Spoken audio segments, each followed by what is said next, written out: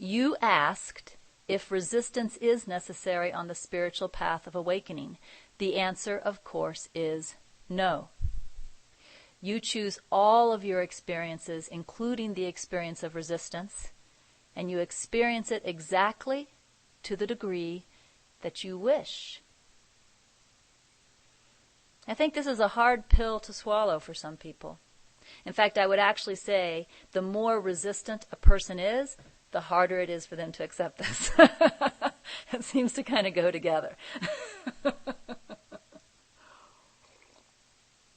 But the truth is, resistance is a choice. And again, having this fresh in my mind from last night, I saw the part of my mind that wanted very much to resist, part of my mind that wanted very much to fight against the experience I was having. I saw it, but I didn't choose that. Do you see? I didn't choose that. I chose to do my spiritual practice to the best of my ability. And the funny thing is, the thought was right there that the best of my ability wasn't good enough. And that doubt was right there, but I just chose to trust that it was good enough and did it anyway. Sometimes when you're in the height of an ego attack and you're following Holy Spirit's advice, there's this funny feeling that you're lying to yourself. That's just ego's evaluation. You do it anyway. At least that's my experience. Laurent and Wayne, boy, they were fast on that one with the yes. Apparently they have the same experience. Yeah. Yeah. We really don't have to choose to listen to ego, even when ego's the loudest voice in the mind in the moment. And if we are choosing to listen to ego, it's because we are choosing to listen to ego. And that's what Spirit's telling us here. You don't have to choose that. Spirit is saying, I have taught you to choose trust over doubt, and you can. Right? I have taught you to choose acceptance over judgment, and you can. I have taught you to choose rest over resistance, and you can. There's no way Spirit's going to tell us we can't. How could that be helpful for Spirit to say, oh, you can't? Right? We can. Every single one of us. We can. We just have to want it enough. I want it enough that even though it feels like we're lying to ourselves in the moment, we do it anyway. Even though the doubt is very loud, we do it anyway. And you know what? It works when we do that. We don't have to believe it to do it. You know, that kind of reminds me of the introduction to the course workbook. Doesn't Jesus tell us that we're going to have very high resistance to some of these lessons? Doesn't he tell us that we don't have to believe them to do them? Right? He says something like that, doesn't he? Same thing here. We don't have to believe that our practice is going to work to do the practice anyway. So it doesn't matter how loud the doubt is, we can still do it. So if we're choosing resistance, it is because we're choosing resistance. And it wouldn't be helpful for Spirit to tell us anything else. So you asked if resistance is necessary on the spiritual path of awakening. The answer, of course, is no. You choose all of your experiences, including the experience of resistance, and you experience it exactly to the degree that you wish. You may ask why you would choose the pain of resistance when you could experience peace. The answer is simple, and one I am sure you have not overlooked.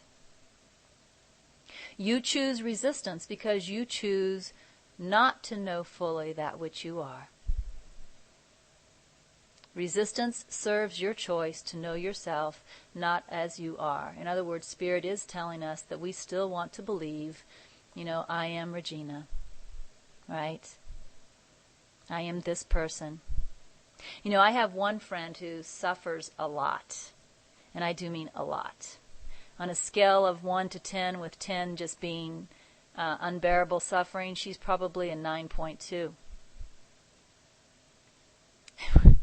And one day she said to me, I'd rather be me than anyone else because at least I know me. I'd rather be me than anyone else because at least I know me. This was coming from a person who suffers a great deal. Spirit's saying this is true of all of us. It doesn't matter how hard my life seems to be. It doesn't matter what hell I seem to be in. At least it's mine. Right? At least it's mine.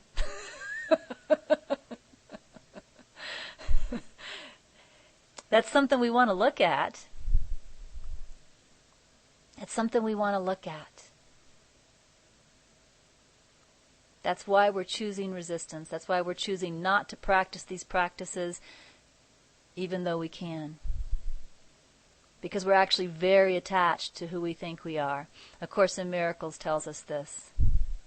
A Course in Miracles tells us that the Father loves His creations, and that just as the Father loves His creations, we love what we have made.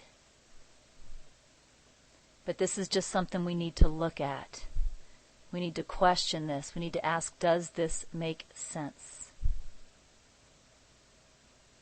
And when we are willing to let go of being me, willing to let go of the familiar, then maybe we'll start practicing these practices more.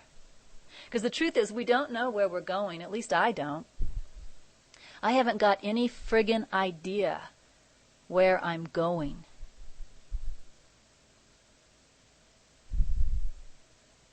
So it does take, I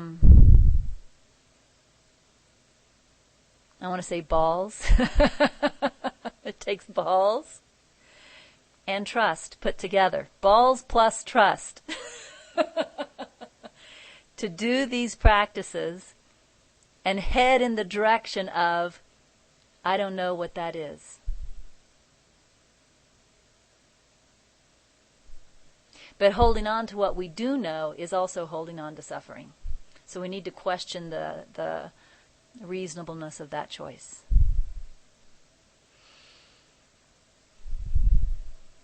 Holy Spirit continues, your next question is how to let go of resistance, since you wish to be happy and free of pain. Lisa says it takes ovaries instead of balls. Big ones. Okay, let me go back to the message now. Let's get serious.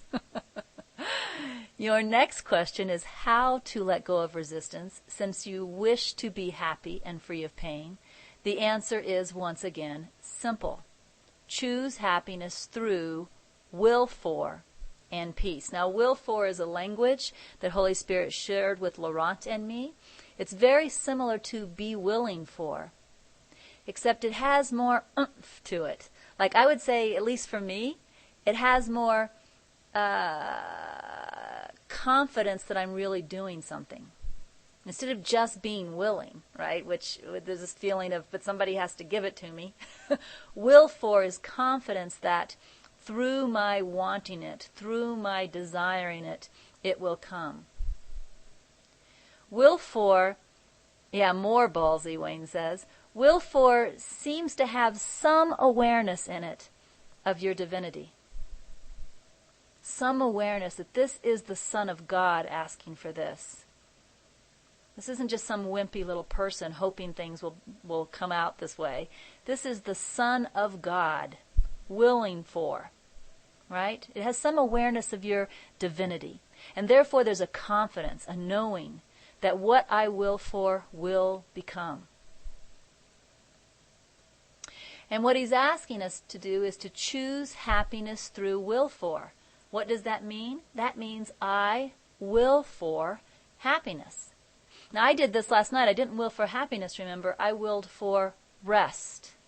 Because it seemed like I was unable to rest. It seemed like the mind was too wound up and it wouldn't stop, and I couldn't rest. That seemed like my current experience, unable to rest. So since I couldn't just move into resting, I willed for it. I willed for resting, and I trusted that it would come. And it did. So he's saying will for happiness. Laurent is saying he often wills for acceptance. So if you feel like you can't do it in the current moment, like it seems just beyond your ability, then you will for it. And you know that it will come about. Like a prayer, Laurent says. So when I say choose happiness through will for, I am directing you to the choices you are to make from the code. What he's saying is this is a part of the code. This is a part of what you're allowed to choose. It's already written into the possibilities. You're not making up something new. You're not asking for anything that isn't already God's will for you, isn't already available for you. It's already written in as an option. You can choose happiness. You can choose rest. You can choose acceptance. So will for that. When I say choose happiness through will for, I am directing you to the choices you are to make from the code. Then he says you are to choose the choices that make you happy. Follow your own happiness and you never choose wrong. Now the trick here is to learn what really makes you happy. Because many of us are very confused about that. Right? You know, like the old saying, if it feels good, do it. But think of the types of things that people followed that saying into. They followed that into, drugs. They followed that into relationships that were not committed relationships. And what came with all of this stuff was a lot of pain, which means it wasn't really happiness. So when he says follow your own happiness, what he's also doing is asking you to learn through honesty what makes you truly happy. Right? You're going to find, for example, judgment does not make you truly happy. Acceptance does. You're going to find fear does not make you truly happy. Trust does. You're just going to end up taking Holy Spirit's advice if you're very honest about what makes you happy. It's not the things of the world. It's not desiring outside of yourself. That has never made anyone happy. That has never led to anything more than a short-term worldly gratification. Happiness comes from what Holy Spirit is teaching us. So he wants you to learn that. He wants you to acknowledge this is what makes me happy. Right? This is what makes me happy. And then follow it. Then you're following Holy Spirit's guidance, not because Holy Spirit said so, but because you want to, because you realize this is what makes me happy. What happens is you're coming to recognize that your will and Holy Spirit's will is the same. That's pretty powerful.